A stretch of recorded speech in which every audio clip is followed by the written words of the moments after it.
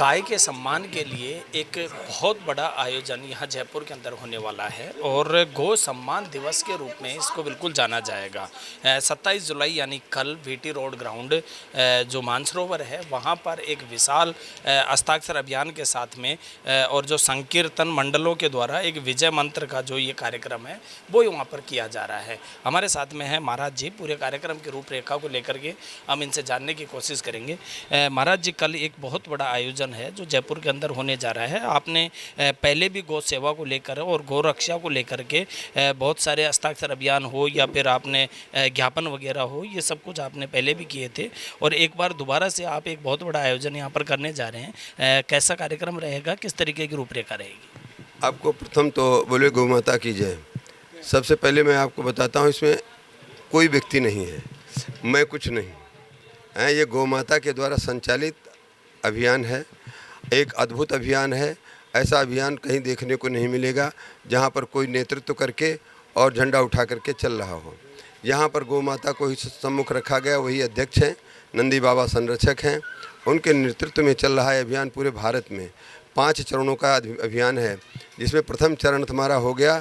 प्रथम चरण में हम लोगों ने निश्चित किया था, संतों ने निश्चित किया था कि सब तहसील स्तर से अधिक संख्या में गौ माता के गौ हत्या बंद हो एवं गौ माता को एक ऐसा सम्मान प्राप्त होवे, राष्ट्र माता या राष्ट्र पूज्या का दर्जा मिल जाए, जिसके परिणाम स्वरूप कोई इनकी अवहेलना न कर सके। जैसे मोर इत्यादि का संरक्षण हो रहा वैसे होना चाहिए।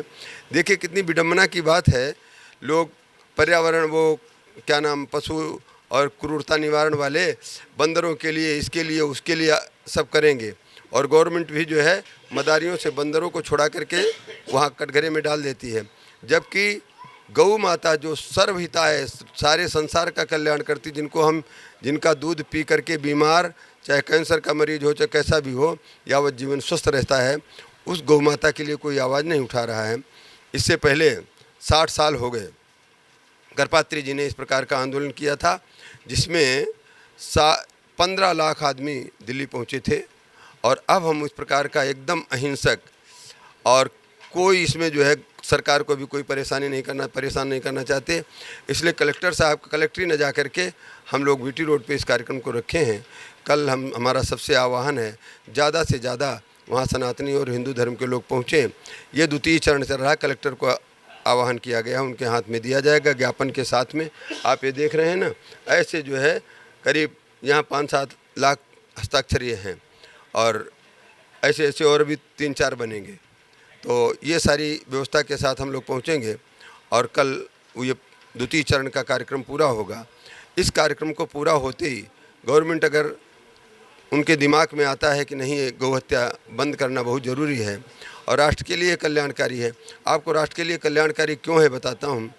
राजीव दीक्षित जी ने सुप्रीम कोर्ट में एक रिट लगाई थी और उसका निर्णय आया था कि ऐसे हत्या में की गई गौ हत्या कितना रुपया देगी, ज़्यादा से ज़्यादा 8 से 10 हज़ार रुपये, और जीवित गौ माता जिनका गोमूत्र गोबर हमको लाखों रुपए दे जाएगा अगर उसका सही विनियोग किया जाए। तो मैं गवर्नमेंट से हम लोगों की मांग है कि गवर्नमेंट ऐसे संयंत्र जगह जगह लगावे जिसमें गौ माता का गोबर क्रय किया जाए, गोमूत्र क्रय किया जाए। अपने आप किसानों को, जो भी गोपालक हैं, उनका बहुत बढ़िया वो आय हो जाएगा। दूध तो पी लेंगे, दूसरों को पिला देंगे, वो तो ऊपर का है। परंतु केवल एक हमारे पास कटिंग है आज प्रेस की, जिसमें है 1995 की। तो वहाँ पर एक व्यक्ति ने विदेश का एक दिया था, जहाँ बूढ़ी ठूढ़ी गौओं को रख करके उनके गोमूत्र और गोबर से इतना बिजली, कितने मेगावाट बिजली पैदा करके वो करीब हज़ारों घरों में बिजली सप्लाई हो रही है और उससे जो है खाद भी निकल रही है, जैविक खाद बन रही है। माने आज हम जो यूरिया इत्यादि से त्रस्त होकर के और दुनिया भर के कैंसर इत्यादि की बीमारियां हमारे पास आ रही हैं, उनसे बचाने के लिए उस पर गवर्नमेंट कितना खर्चा करती है। वो खर्चा अगर इधर डाइवर्ट कर दिया जाए तो गौ हत्या भी बंद हो जाए और गोमांस, तो ये गोमांस का विक्रय भारत के लिए तो कलंकभूत है। सनातनियों की गौ माता के साथ ऐसा हो रहा है, उनको व्यवसाय का काम बनाया जा रहा है। इसलिए दूसरा चरण पूरा हो रहा है। तीसरे चरण में हम राज्य सरकार को डायरेक्ट मुख्यमंत्री को एक ज्ञापन देंगे, जिस प्रकार अभी कलेक्टर हो इसी प्रकार से हस्ताक्षर कराएंगे। अधिक से अधिक हस्ताक्षर करा करके प्रधानमंत्री और राष्ट्रपति के नाम से भेजे जाएंगे। चौथे चरण में अगर तीसरे चरण में कर देते हैं अभी कर देते हैं तो बहुत बहुत साधुवाद, हम लोगों को इतना श्रम नहीं करना पड़ेगा। और पुनः अगर ऐसा नहीं किया जाता है तो तीसरे चरण के लिए भी हम तैयार हैं। और चौथा चरण दिल्ली जाना होगा। दिल्ली जाने डायरेक्ट प्रधानमंत्री को हम लोग ज्ञापन देंगे और उससे हज़ारों की संख्या में सब सारे हस्ताक्षर जाएंगे। हज़ारों क्या होता, लाखों करोड़ों की संख्या में हस्ताक्षर जाएंगे। मैं समझता हूँ इस शक्ति को देख करके तो सरकार को कर देना चाहिए। क्यों कर देना चाहिए? क्योंकि सरकार भी सनातनियों की है और गोभक्त है। ये लोग स्वयं जो है इस मुद्दे को रखे हैं और अभी भी अगर नहीं होता है तो ये तो संभव नहीं। इसलिए इस प्रकार ये आंदोलन बिल्कुल जो है असहाय, बिल्कुल आह्वान है, बिल्कुल विनम्रता के पूर्वक निवेदन किया जा रहा है और इसकी सफलता के लिए सब काम कर रहे हैं।